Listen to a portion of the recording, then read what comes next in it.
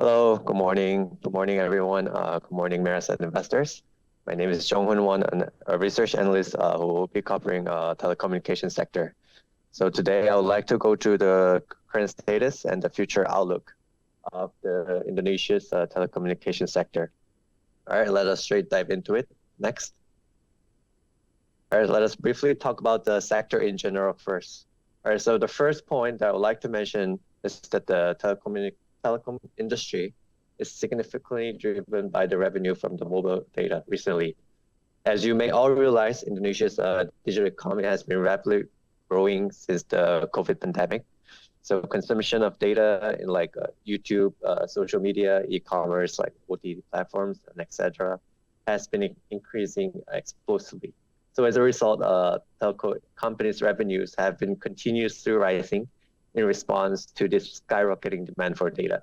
So if you look at the first chart below, you'll see that the data consumption in Indonesia has been explosively increasing. And plus, according to many research institutions, data consumption in Southeast Asia is expected to continue growing significantly over the next 5-10 years. So for these reasons, the overall revenue growth trend driven by data revenue for telecom companies is expected to continue. Next. So the second point I want to emphasize is the growth potential of the fixed broadband market. So let me give you a quick example. As more people start watching like OTT platforms like Netflix or YouTube instead of traditional cable channels via television, so the demand for installing internet at home will be increased. And this is a global trend, not just in Indonesia. However, the current penetration rate of fixed broadband in Indonesia is quite low. Compared to other Southeast Asian countries, Indonesia's fixed broadband penetration rate is relatively low. So if you look at the chart below, you'll see that Thailand, Malaysia, and Philippines have penetration rates of around 54%, 50%, and 34% respectively. And even in Korea, the penetration rate is as high as 115%. In contrast, Indonesia's penetration rate is only about 18%, and this indicates Indonesia has significant growth potential in this market.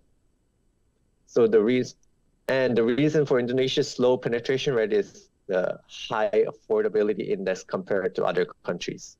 According to the UN Broadband Commission, the target affordability index for the sustainable development of the fixed broadband market is around 2%, whereas Indonesia is still at around 7.6%. So for this reason, it is expected that the fixed broadband market in Indonesia still has a lot of growth potential and will become a significant source of revenue for telecom companies in the future. So now let me quickly go through the major players in the sector. Next. So the first company is the Indonesia's leading telecom operator, Telkom Indonesia. So Telkom recorded about 2.2% revenue growth as of 9 months 2023. And as mentioned earlier, this revenue growth was mainly driven by the data-driven revenue and plus fixed broadband revenue.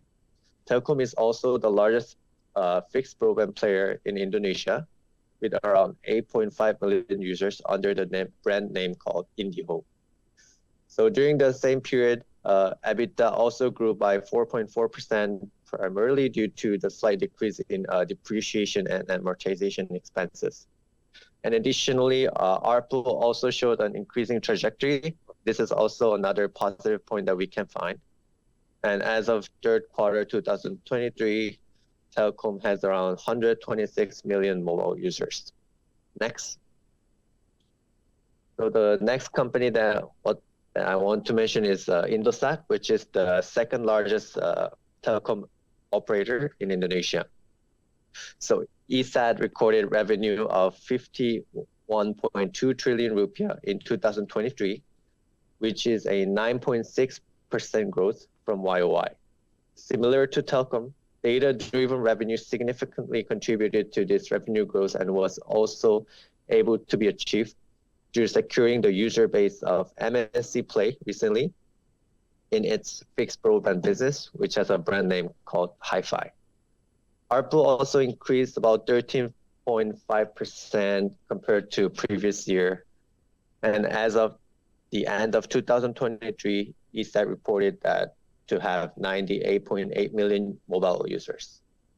Another interesting point is the significant improvement in operating margin. This is the result of efficient cost management by the management. And we see this improvement is a very positive point to look at because the margin has been enhanced, even though marketing costs were increased this year for its aggressive expansion strategy into rural areas by installing more than 400 plus offline points plus some kiosks in the rural areas. Next. And the last company that I want to mention is XL.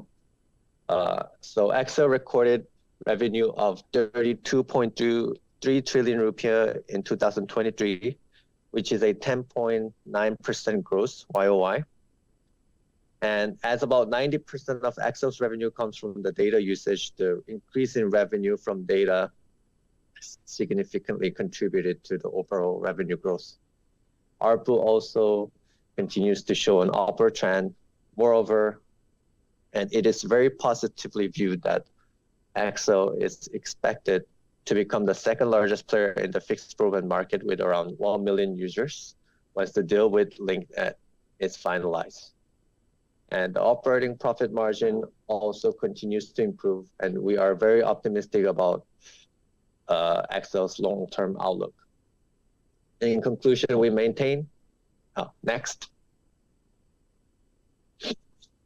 So in conclusion, we maintain an overweight recommendation for the Indonesian telecommunication industry. So our investment theses are, first, Indonesia's data consumption is expected to grow continuously, and it will lead the overall revenue growth of the telco players in the sector. And second, as the digital economy expands, the demand for the internet is expected to increase also, and it will ignite the explosive growth in fixed broadband market in Indonesia. And considering Indonesia's very low fixed broadband penetration rate, we see there is still a lot of room for growth.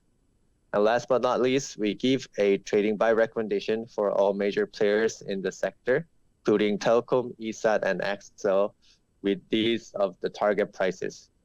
And thank you.